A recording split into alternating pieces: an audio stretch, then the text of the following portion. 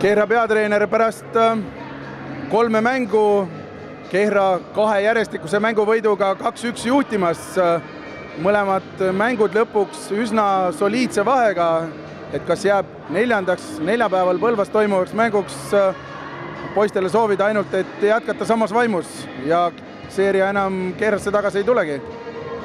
Kas mäng on neljapäeval? Mäng pidi reedel olema. No, jäi mulje, et jah, aga siis ütleme, et reedeseks mänguks jääb taastumiseks vahe vähekene suurem, aga tundub, et ei ole väga palju nii-öelda juurde vaja varrukast panna, et 2 mängu on väga tugevate mängulõppudega ära võetud.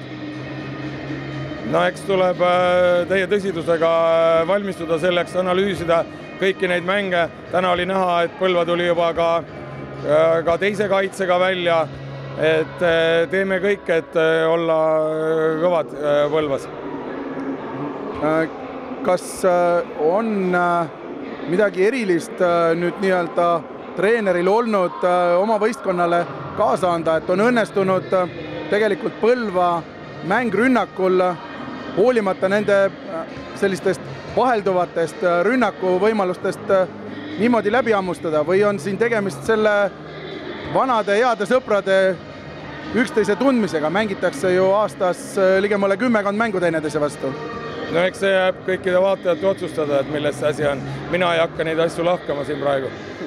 Selge, suur tänu veel kord. Oli põnev mäng. Loodame sama põnevaid mänge selles seerias veel näha. Aitäh! Aitäh!